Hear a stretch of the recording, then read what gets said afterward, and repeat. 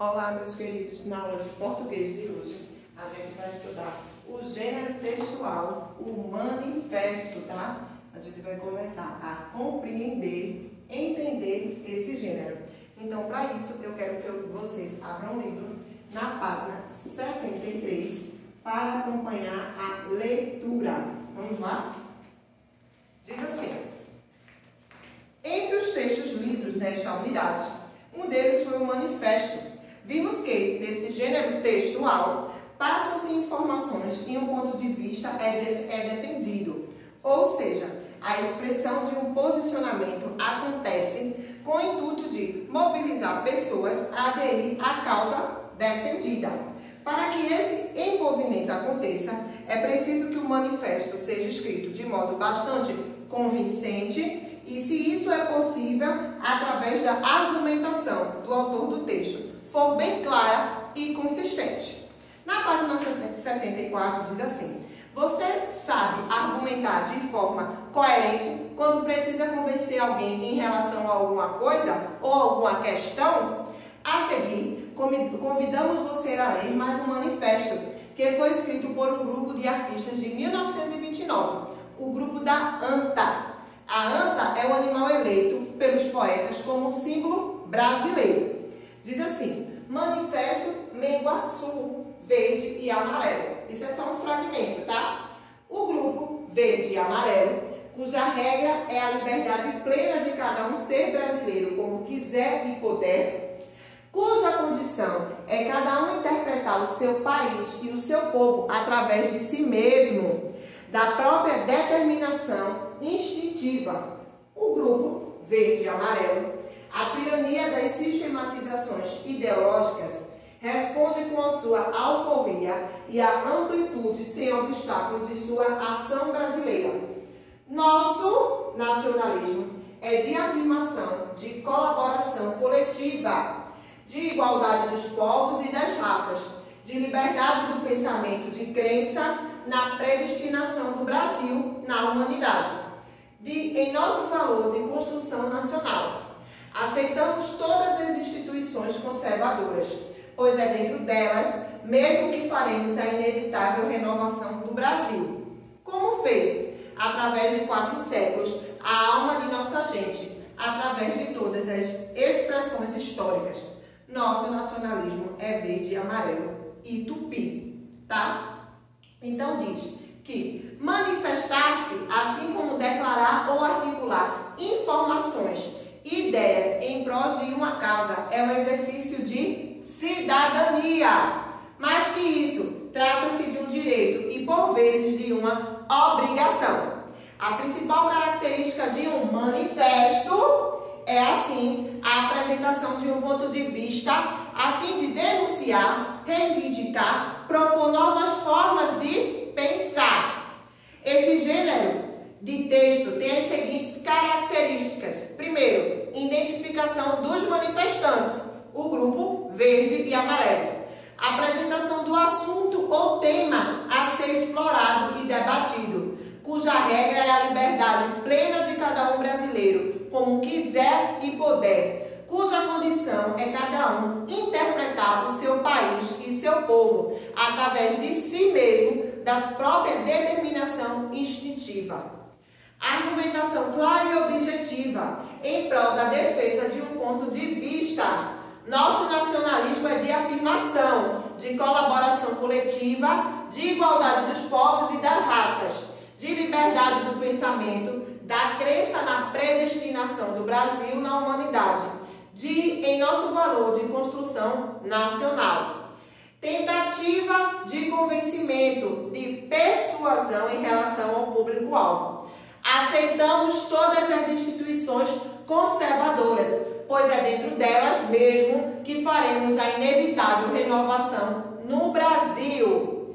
Escrita adequada aos leitores, considerando o público e o veículo de divulgação. Foi divulgado no Recanto das Letras, né? Então, quem visita esse site tem uma linguagem mais elaborada, por isso que o manifesto Menguaçu verde e amarelo também tem uma linguagem mais elaborada. Na página 75 e 76 tem as questões de desafio, tá? Que eu estou propondo para vocês. Na página 76 também vem Você Aprendeu. Peguem o caderno, a caneta ou o lápis, para depois vocês passarem para o livro, porque essa parte é bem grande, tá? Então vamos assim, ó. Nesta unidade, você entrou em contato por meio de textos, de exemplos e da definição de alguns conceitos, com informações que contribuirão para a sua aprendizagem e o seu crescimento intelectual e pessoal. Agora é hora de sistematizar esses conceitos. O período, ele pode ser simples ou composto. Quando ele é composto, é um período composto, ele pode ser por coordenação ou por subordinação. As orações coordenadas, elas podem ser assindéticas e sindéticas, que a gente viu na aula da semana passada. E também nós vimos o que? O manifesto. Então, na página 77, né, tem assim, conceitos, vamos lá, diz o período, aí vocês vão botar, que é uma frase organizada em oração ou orações. O período é a frase organizada em oração ou orações. O período simples, frase formada por uma só oração. O período simples é a frase formada por uma só oração.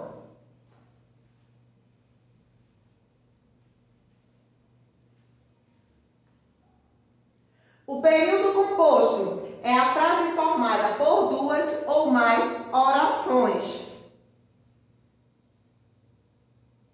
O período composto é a frase formada por duas ou mais orações.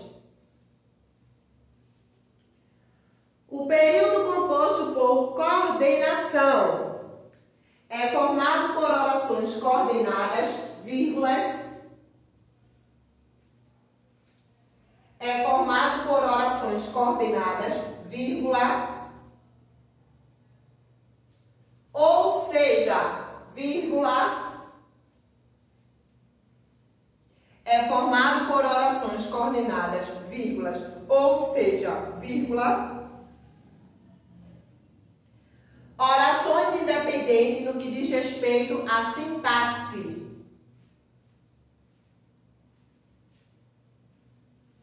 Orações independentes no que diz respeito à sintaxe.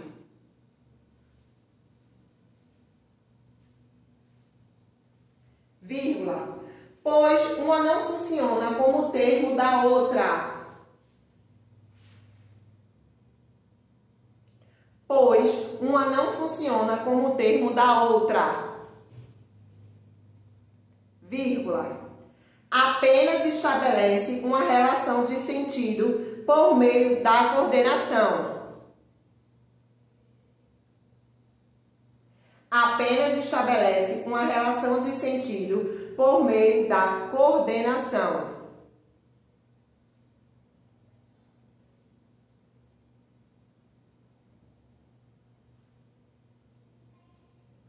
Então, ficou assim, o período composto por coordenação. É formado por orações coordenadas, ou seja, orações independentes no que diz respeito à sintaxe, pois uma não funciona como termo da outra, apenas estabelece uma relação de sentido por meio da coordenação. O período composto por subordinação, aí vocês vão botar, é formado por orações subordinadas, vírgula, é formado por orações subordinadas, vírgula, ou seja, vírgula também, é formado por orações subordinadas, vírgula, ou seja, vírgula, orações dependentes sintaticamente uma da outra. Orações dependentes sintaticamente uma da outra. Ponto. A subordinação Subordinação implica uma relação entre orações que se encontram em níveis diferentes. A subordinação implica uma relação entre orações que se encontram em níveis diferentes.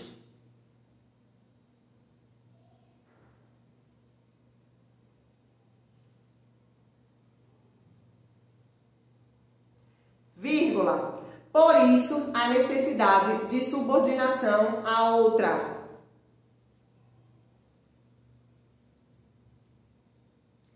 Por isso, a necessidade de subordinação a outra.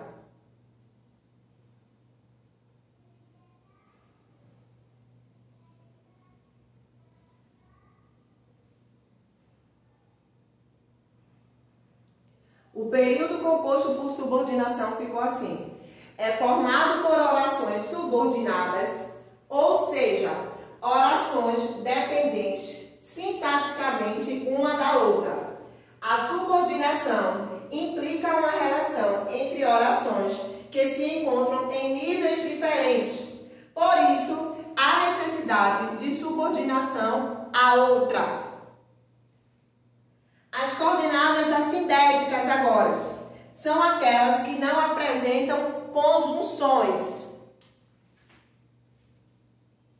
São aquelas que não apresentam conjunção.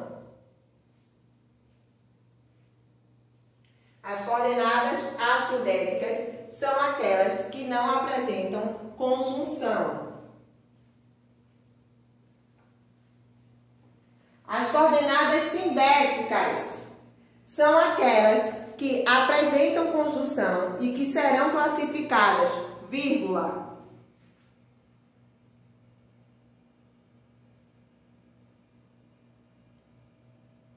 São aquelas que apresentam conjunção e que serão classificadas, vírgulas, conforme a conjunção apresentada, vírgula.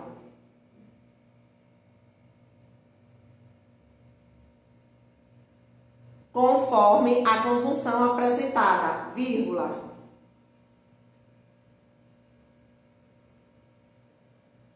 Em dois pontos, aditiva, vírgula, adversativa, vírgula, alternativa, vírgula, explicativa e conclusiva. Em dois pontos, aditiva, vírgula, adversativa, vírgula, alternativa, vírgula, explicativa e conclusiva.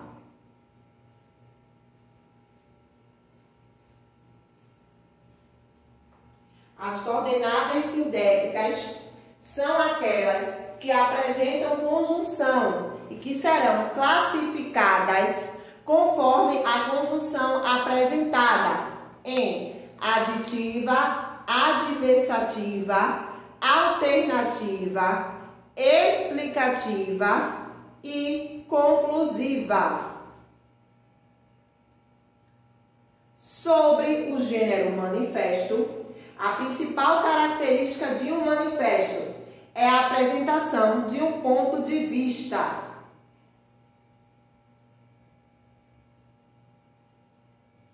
A principal característica de um manifesto é a apresentação de um ponto de vista.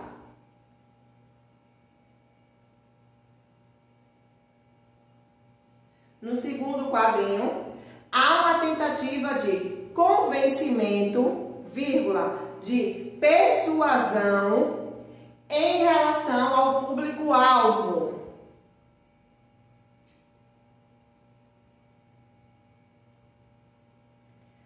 Há uma tentativa de convencimento, vírgula, de persuasão em relação ao público-alvo.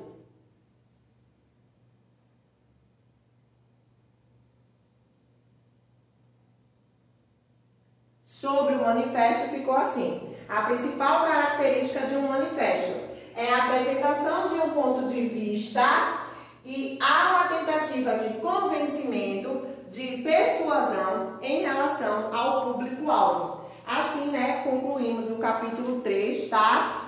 Certo? Então, deixo no plural qual as páginas vocês devem realizar. São as páginas do Maxi Desafio.